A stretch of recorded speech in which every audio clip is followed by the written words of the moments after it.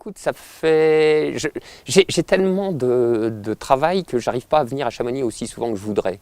Bon, donc là, il y avait un petit créneau de quelques jours, j'en ai profité, plus pour dépayser mon boulot que pour aller dans l'Alpe en vérité, mais ça me fait toujours aussi plaisir. Voilà, je suis toujours très content d'être ici. La première fois que je suis venu à Chamonix, j'avais 11 ans.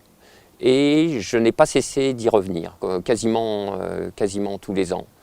Donc c'est mon vrai lieu d'élection ici. On m'a mis sur le Rocher des Gaillans à l'âge de 11 ans et depuis ça m'a jamais lâché. Alors bon, tu vois, il y a eu des périodes d'interruption pour toutes sortes de raisons, mais en réalité j'y reviens toujours.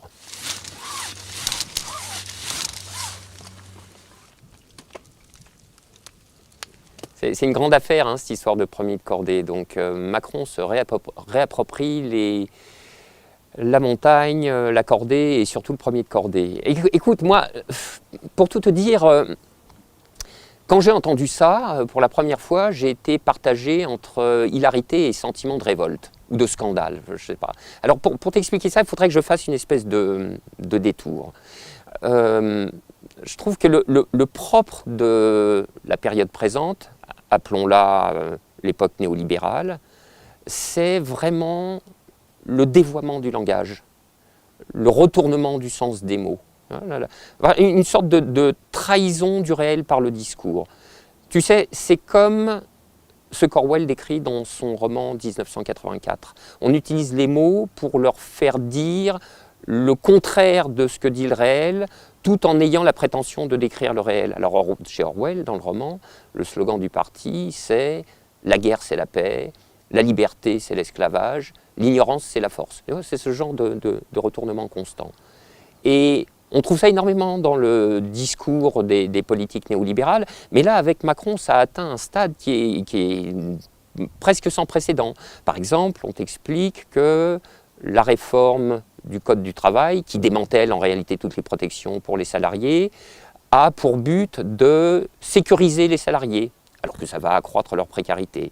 On t'explique que la loi sur les fake news est faite pour protéger la liberté de la presse, alors que ce sera exactement le contraire. Il n'y a pas très longtemps, j'en ai entendu un député, qui expliquait que supprimer l'ISF ne participait pas du tout d'une politique en direction des riches. Bon, donc tu vois, ce genre de retournement du réel par des inversions discursives et langagières, c'est à la fois odieux et catastrophique parce que ça supprime le sol même de la discussion politique contradictoire. Bon, alors voilà, on en est là et puis le premier de cordée arrive. Alors qu'est-ce que c'est que cette histoire? C'est quand même invraisemblable, quoi, que la politique la plus individualiste semble se réapproprier, enfin faire main basse sur des valeurs comme celle de la montagne de la cordée. Puisqu'en réalité, là, si tu veux,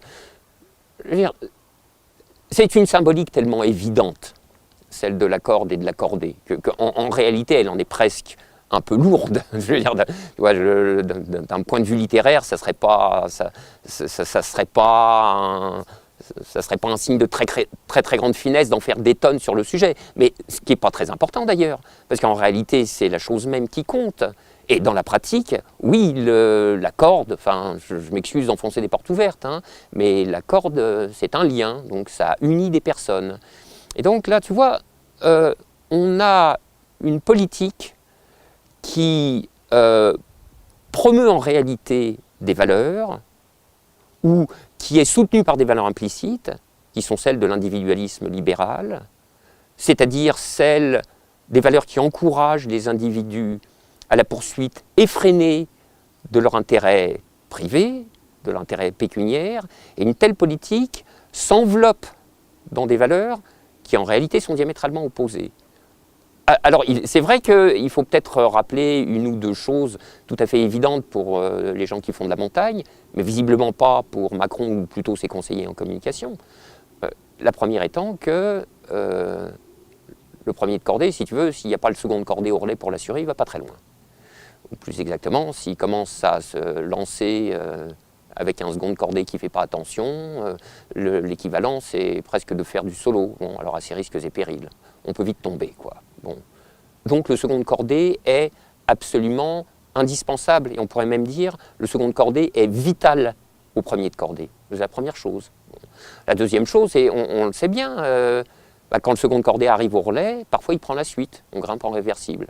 Donc le second de cordée devient le premier de cordée à son tour, qui lui-même devient le second de cordée, et puis les rôles s'inverseront, s'intervertiront de nouveau tout au long de l'ascension. Puis la dernière chose, là j'en reviens à l'évidence première, hein, la dernière chose, c'est que le lien de la corde, c'est une solidarité de destin. On va partager quelque chose. Partager quoi? Eh bien, partager le meilleur et le pire. Bon, le meilleur, c'est les joies de l'ascension.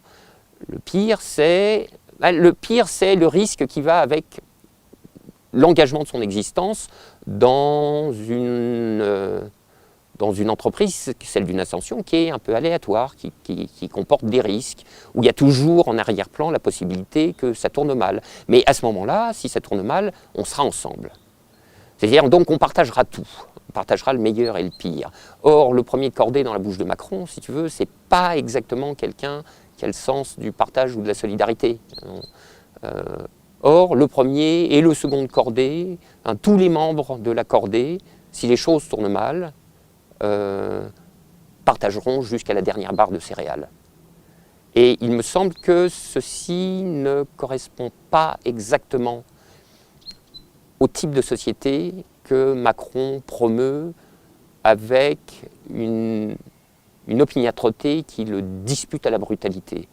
Voilà. Alors moi, ça m'a, pour tout dire, dès que ça a eu cessé de me faire rire, cette histoire de premier de cordée m'a révulsé. Voilà.